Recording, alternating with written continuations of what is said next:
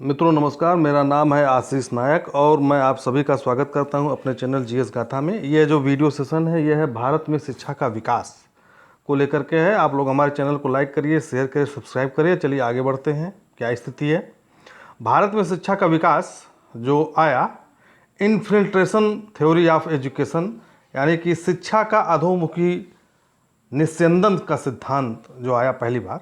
इसका अर्थ है शिक्षा समाज के उच्च वर्ग को दी जाए और इस वर्ग से छन छन कर शिक्षा समाज के निचले तबके तक पहुंचेगी। इसे कहते हैं निस्यंदन का सिद्धांत। ठीक है, यह सिद्धांत सबसे पहले लॉर्ड ऑकलैंड ने दिया था, परंतु इससे सबसे पहले मैकाले ने भी इस सिद्धांत पर काम किया था। सिद्धांत जो सबसे पहले दिया ऑकलैंड ने और कार्य किया मैकाले ने। चलिए आगे बढ़ते हैं।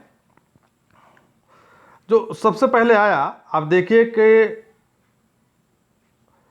1854 में चार्ल्स वुड घोषणा पत्र आया। 1853 के चार्टर एक्ट के तहत भारत में शिक्षा के विकास हेतु एक समिति का गठन हुआ। 19 जुलाई 1854 को कंपनी ने अपनी शिक्षा नीति की घोषणा की। भारतीय शिक्षा का इसे मैग्ना कार्टा कहते हैं। ठीक है ना, चार्ल्स वुड घोषणा पत्र जो है इसे भारतीय शिक्षा का जो है मैग्ना कार्टा कहते हैं। इस लाइन को याद रखिए, अक्सर परीक्षा में पूछा जाता है। वुड की जो सिफारिशें थी, चार्ल्स वुड की क्या क्या सिफारिशें थी? पहला है शिक्षा अंग्रेजी के साथ साथ देसी भाषा में हो, शिक्षा विभाग का गठन हो, कलकत्ता, बम्बई और मद्रास में विश्वविद्यालय, वीवी का मतलब होता है विश्वविद्यालय, की स्थापना की जाए और स्त्री शिक्षा पर प्रोत्साहन हो। ठीक है, चार्ल्स ग्रांट को आधुनिक शिक्षा का जन्मदाता कहा जाता है। ये महत्वपूर्ण है, इसको आप देख लीजिए। चार्ल्स ग्रांट को आधुनिक शिक्षा का जन्मदाता कहा जाता है। आगे बढ़ते हैं। अब आता है हंटर आयोग। 1882 से 83 के बीच जो है हंटर आयोग आता है। रिपन ने वुड के कार्यों का मूल्यांकन हेतु हंटर आयोग का गठन किया था। लॉर्ड रिपन ने जो है वुड के कार्यों के मूल्यांकन हेतु हंटर आयोग का गठन किया था। इस आयोग में कुल 20 सदस्य थे, जिसमें से 8 भारतीय थे। याद रखने लायक बात है, इस आयोग में कुल 20 सदस्य थे, जिसमें से 8 भारतीय थे। यह जो शिक्षा आयोग था, हंटर आयोग, यह प्राथमिक तथा माध्यमिक तक ही हंटर आयोग का सुझाव जो है सीमित था। ठीक है ना, प्राथमिक और माध्यमिक स्तर तक इनका जो सुझाव सीमित था। प्राथमिक शिक्षा पर हंटर आयोग ने ज़्यादा जोर दिया। पंजाब व इलाहाबाद विश्वविद्यालय इस आयोग के सुझाव के बाद खोले गए। महत्वपूर्ण फैक्ट है, आप लोग इसे याद रखिएगा। पंजाब व इलाहाबाद विश्वविद्यालय इस आयोग के सुझाव के बाद खोले गए। लॉर्ड रिपन ने 1882 में पहला भारतीय शिक्षा आयोग नियुक्त किया। महत्वपूर्ण फैक्ट है, इसको याद रखिए। लॉर्ड रिपन ने 1882 में पहला भारतीय शिक्षा आयोग की नियुक्ति की। चलिए आगे बढ़ते हैं हम लोग। अब आता है रैले आयोग। रैले आयोग शिमला सम्मेलन के बाद कर्जन ने 1902 में, जब चारों ओर थू थू होने लगी अंग्रेजों की कि आप शिक्षा के क्षेत्र में कुछ काम नहीं कर रहे हैं, तो उसके बाद जो है शिमला सम्मेलन होता है। शिमला सम्मेलन के बाद कर्जन ने 1902 में थॉमस रैले की अध्यक्षता में विश्वविद्यालय आयोग की स्थापना की। आपसे पूछा जाता है कि रैले आयोग किससे संबंधित है, तो रैले आयोग जो है विश्वविद्यालय से संबंधित है। इस आयोग में 2 भारतीय थे। पहले थे सैयद हुसैन बिलग्रामी और दूसरे थे गुरदास बनर्जी। यह आयोग उच्च शिक्षा से संबंधित था। यह आयोग जो है उच्च शिक्षा से संबंधित था, हायर एजुकेशन से संबंधित था। कर्जन ने रैले आयोग की सिफारिश में 1904 में विश्वविद्यालय आयोग पारित किया। निम्न बातों को सुझाया। ठीक है, पहला था शोध कार्य हेतु आचार्य व प्राध्यापकों की नियुक्ति, पुस्तकालय, संग्रहालय, प्रयोगशालाओं की नियुक्ति स्थापना की जाए, विश्वविद्यालय पर सरकार का नियंत्रण बढ़ा दिया जाए, गवर्नर जनरल को विश्वविद्यालय के क्षेत्रीय सीमाओं का निर्धारण करने का अधिकार हो गया। तो ठीक है, इसके ये हो गया कि जैसे लखनऊ यूनिवर्सिटी है तो उसके अंडर में उसका क्षेत्र कहाँ तक होगा, यह जो इलाका है लखनऊ विश्वविद्यालय के अंतर्गत कितने क्षेत्र आएंगे, इस क्षेत्र का निर्धारण जो है वह गवर्नर जनरल करता था। चलिए आगे बढ़ते हैं हम लोग। कर्जन के समय कृषि विभाग तथा पुरातत्व विभाग की स्थापना की गई। महत्वपूर्ण फैक्ट अक्सर परीक्षा में पूछा जाता है। कर्जन के समय प्राचीन स्मारक अभिलेख संरक्षण अधिनियम पारित हुआ। ठीक है, जैसे जो पुराने किले हैं उनका कैसे संरक्षण किया जाए, ये सब पारित किया गया। शिक्षा महानिदेशक की नियुक्ति कर्जन के समय में हुआ। यह पद सबसे सबसे पहले H.W. ऑरेंज ने धारण किया था। भारत का जो सबसे पहला शिक्षा महानिदेशक था वो H.W. ऑरेंज थे। इस बात को हमेशा याद रखें, परीक्षा में अक्सर पूछा जाता है। चलिए आगे बढ़ते हैं हम लोग। सैंडलर आयोग 1917-1919 के दौरान ये था। 1917 में कलकत्ता विश्वविद्यालय की समस्याओं को लेकर इस आयोग का गठन किया गया। महत्वपूर्ण फैक्ट है, 1917 में कलकत्ता विश्वविद्यालय की समस्याओं को लेकर के इस आयोग का गठन हुआ। सैंडलर लीड्स विश्वविद्यालय के कुलपति थे, उप कुलपति। लीड्स जो है एक इंग्लैंड में है, उसके उप कुलपति थे डॉक्टर आशुतोष मुखर्जी और डॉक्टर जियाउद्दीन अहमद। इस आयोग में दो भारतीय थे, डॉक्टर आशुतोष बनर्जी और डॉक्टर जियाउद्दीन अहमद, इसमें दो भारतीय थे।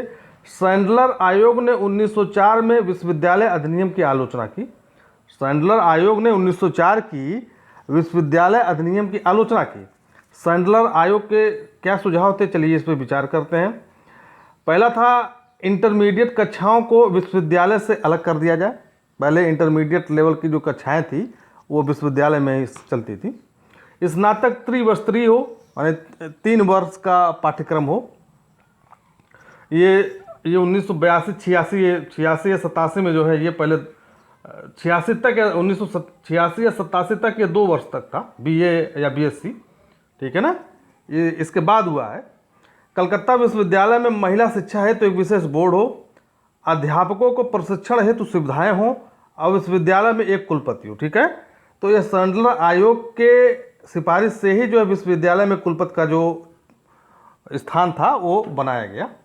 चलिए आगे बढ़ते हैं हम लोग। हारगोट समिति 1929 में आया था ये। भारत में शिक्षा पर विकास की रिपोर्ट देने के लिए सर फिलिप हारगोट की अध्यक्षता में एक समिति की नियुक्ति हुई थी। हारगोट समिति की सिफारिश से थी ये, प्राथमिक शिक्षा पर बल दिया जाए, ग्रामीण संस्कृति के बच्चों को 8वीं के बाद उनकी रुचि के अनुसार औद्योगिक एवं व्यावसायिक शिक्षा पर बल दिया जाए। ठीक है, इस समिति की सिफारिश पर 1935 में केंद्रीय शिक्षा सलाहकार बोर्ड का पुनर्गठन किया गया। महत्वपूर्ण फैक्ट है ये, हारगोट समिति की सिफारिश पर जो है 1935 में केंद्रीय शिक्षा सलाहकार बोर्ड का जो है वह पुनर्गठन हुआ। चलिए आगे बढ़ते हैं। शिक्षा का वर्धा योजना, महत्वपूर्ण फैक्ट है ये। 1937 में महात्मा गांधी ने अपने पत्र हरिजन में एक लेख लिखा जिसमें एक शिक्षा योजना का खाका प्रस्तुत किया, जिसे मौलिक या आधारभूत शिक्षा या वर्धा योजना के नाम से जाना जाता है। इसे 3 नाम से जाना जाता है, मौलिक योजना, आधारभूत शिक्षा योजना और वर्धा योजना। ये 3 नामों से जाना जाता है इस लेख को।